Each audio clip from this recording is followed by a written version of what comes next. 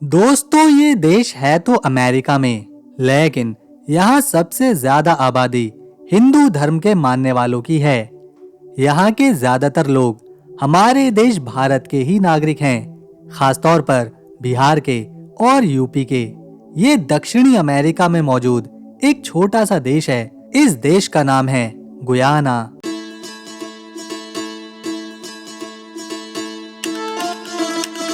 Guyana का पूरा नाम कोऑपरेटिव रिपब्लिक ऑफ गुयाना है।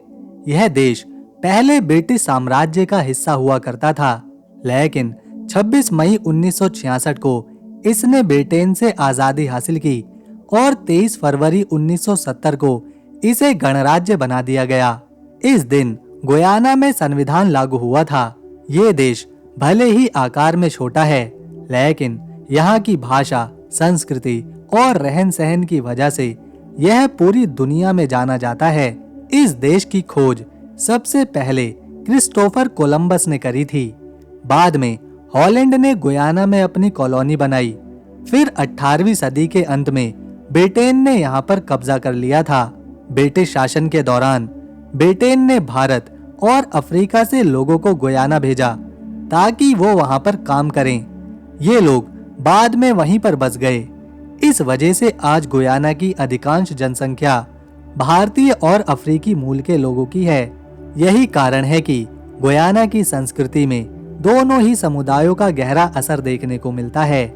दोस्तों, इस देश का इतिहास और यहाँ की अनोखी परंपराएं इसे दुनिया भर में एक अनोखी पहचान दिलाती हैं। यह देश न केवल अपनी अनोखी सांस्कृतिक धरोहरों के लिए जाना जाता है, बल्कि यहाँ के लोग भी अपनी परंपरा और दोस्ताना स्वभाव के लिए पूरी दुनिया में मशहूर हैं। गुयाना के उत्तर में अटलांटिक महासागर, पूर्व में सूरीनाम, दक्षिण में ब्राजील और पश्चिम में वेनेजुएला जैसे देश आते हैं। इसका क्षेत्रफल 2,14,969 स्क्वायर किलोमीटर में फैला हुआ है और यहाँ की जनसंख्या लगभग 8,17,000 है। गुयाना की लगभग 44% जनसंख्या भारतीय मूल की है, जबकि करीब 30% अफ्रीकी मूल के लोग हैं। वहीं अगर यहाँ के धर्मों की बात करें तो गुयाना में 62% लोग ईसाई धर्म को मानते हैं, जबकि 25% लोग हिंदू हैं और 7% लोग मुस्लिम हैं। इस देश की राजधानी और सबसे बड़ा शहर जॉर्ज टाउन है। आपको जानकर खुशी होगी कि यहाँ के कई प्रसिद्ध क्रिकेटर खिलाड़ी जैसे क्लाइव लॉयड, लॉन्स गिब्स और कार्ल हूप इसी शहर में पैदा हुए हैं। यहाँ की आधिकारिक भाषा अंग्रेजी है, लेकिन इसके अलावा भी 10 अन्य भाषाएं बोली जाती हैं, जिसमें गुयानीज हिंदुस्तानी, पुर्तगाली, स्पेनिश, फ्रेंच आदि शामिल हैं। खास बात यह है कि गुयाना में बोले जाने वाली गुयानीज हिंदुस्तानी भाषा असल में हिंदी और भोजपुरी का एक मिश्रण है। इसे यहाँ भोजपुरी कहा जाता है। दरअसल ब्रिटिश ने बिहार और उत्तर प्रदेश के लोगों को गुयाना में मजदूरी के लिए भेजा था, तभी से ये लोग यहाँ पर बस गए हैं, लेकिन अपनी संस्कृति और भाषा को आज भी जिंदा रखा हुआ है। आपको जानकर हैरानी होगी कि गुयाना में करीब 3 लाख लोग भोजपुरी भाषा बोलते हैं। जैसे भारत में महात्मा गांधी को राष्ट्रपिता कहा जाता है, वैसे ही गुयाना में छेदी जगन को राष्ट्रपिता माना जाता है। जैसा कि उनके नाम से ही पता चल रहा है कि वो एक भारतीय थे। उनके माता पिता उत्तर प्रदेश के बस्ती जिले के निवासी थे, जहां से ब्रिटिशों ने उन्हें गुयाना भेज दिया था। बाद में छेदी जगन और अन्य भारतीयों के साथ कुछ अफ्रीकी नागरिकों ने गुयाना की आजादी के संग्राम में भाग लिया। आजादी के बाद छेदी जगन 1992 से लेकर 1997 तक गुयाना के चौथे राष्ट्रपति भी बने रहे। दोस्तों, यह हम भारतीयों के लिए गर्व की बात है कि भारतीय मूल के एक नागरिक को किसी दूसरे देश में राष्ट्रपिता का दर्जा दिया गया है। गुयाना में करेंसी के रूप में गुयानीज डॉलर चलता है। हमारे देश भारत के 100 रुपए यहाँ लगभग 241 गुयानीज डॉलर के बराबर होते हैं। इसका मतलब ये है कि हमारे लिए, भारतीयों के लिए गुयाना एक सस्ता देश है। यहाँ की जीडीपी 6.806 अरब डॉलर की है और यहाँ के हर इंसान की औसतन आय $8,649 तक जाती है। आपने वेस्ट इंडीज क्रिकेट टीम को खेलते हुए जरूर देखा होगा, लेकिन क्या आप जानते हैं कि दुनिया में कोई भी देश वेस्ट इंडीज नाम से है ही नहीं। दरअसल 15 कैरिबियाई देशों का समूह वेस्ट इंडीज कहलाता है और गुयाना इन्हीं 15 देशों में से एक है।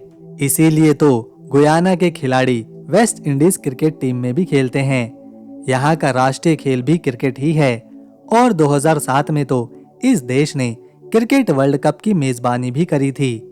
गुयाना को हिंदी में जल की भूमि या फिर लैंड ऑफ वाटर भी कहते हैं। इसके अलावा इस देश का 60% हिस्सा सिर्फ और सिर्फ जंगलों से ढका हुआ है। इन जंगलों में कुछ तो ऐसे भी घने जंगल हैं जहां आज तक इंसान नहीं गया है। यहाँ भारतीय मूल के लोगों की बहुत बड़ी संख्या होने की वजह से भारतीय संस्कृति चारों तरफ दिखाई देती है। गुयाना के लोग प्रेम विवाह करने से बचते हैं और यहाँ के ज्यादातर लोग अपने माता पिता की सहमति से उनके द्वारा ढूंढे गए लड़के या फिर लड़की से ही शादी करते हैं। और यहाँ भी ज्यादातर महिलाएं बच्चों की देखभाल करती हैं, अपने परिवार को चलाती हैं, अपने परिवार के साथ रहती हैं। गुयाना का राष्ट्रीय त्योहार मासरमानी है, जो गुयाना के गणराज्य बनने की खुशी में मनाया जाता है। इस दिन गुयाना के लोग नाचते गाते हैं, परेड करते हैं और अलग अलग तरह के स्वादिष्ट पकवानों को अपने घरों में तैयार करते हैं। यहाँ के लोग भारतीय खाने के बहुत बड़े शौकीन हैं, इसीलिए आपको गुयाना में कई अच्छे भारतीय रेस्टोरेंट मिल जाएंगे। इन रेस्टोरेंट में खाने के बाद आपको ऐसा लगेगा जैसे आप भारत में ही बैठकर खाना खा रहे हों। मासरमानी के दिन पूरे देश में खुशी का माहौल होता है और इस दिन लोग अपनी संस्कृति को पूरी खुशी के साथ मनाते हैं। यहाँ के मुख्य आर्थिक क्षेत्र कृषि, बॉक्साइट, सोने की खनन, लकड़ी, मछली पकड़ना और खनिज हैं। गुयाना में एक खास ऐतिहासिक इमारत सेंट जॉर्ज एंग्लिकन कैथेड्रल है, जो कि पूरी तरह से लकड़ी से बना हुआ है। यह दुनिया के सबसे ऊंची लकड़ी की इमारतों में से एक है और यहाँ पर हर साल हजारों पर्यटक इसे देखने आते हैं। यहाँ की संस्कृति भी बहुत खास है। जैसे भारत में लोग होली, दिवाली, ईद और क्रिसमस एक साथ मिलकर मनाते हैं, वैसे ही गुयाना में भी इन त्योहारों को बहुत धूमधाम से मनाया जाता है। यहाँ के लोग अपनी संस्कृति से बहुत ज्यादा जुड़े हुए हैं और शायद यही वजह है कि यहाँ समलैंगिक विवाह को पूरी तरह से अवैध माना जाता है। अगर कोई ऐसा करता है तो उसे आजीवन कारावास की सजा हो सकती है। गुयाना में ऑन अराइवल सिस्टम वीजा भी है, यानी भारतीय नागरिकों को वहां पहुंचने पर वीजा आसानी से मिल जाता है। यहाँ बच्चों की शिक्षा पर खास ध्यान दिया जाता है और यही कारण है कि गुयाना की साक्षरता दर 97% की है। हालांकि यहाँ एकमात्र विश्वविद्यालय 1963 में स्थापित किया गया था। इस विश्वविद्यालय में शिक्षा काफी महंगी है, जिससे कम ही लोग यहाँ से ग्रेजुएट हो पाते हैं। गुयाना भले ही 83वां बड़ा देश है, लेकिन आपको जानकर हैरानी होगी कि यहाँ रेल सेवा नहीं है। 1970 तक यहाँ पर रेल चलती थी, लेकिन लगातार नुकसान होने की वजह से सरकार ने इसे बंद कर दिया था।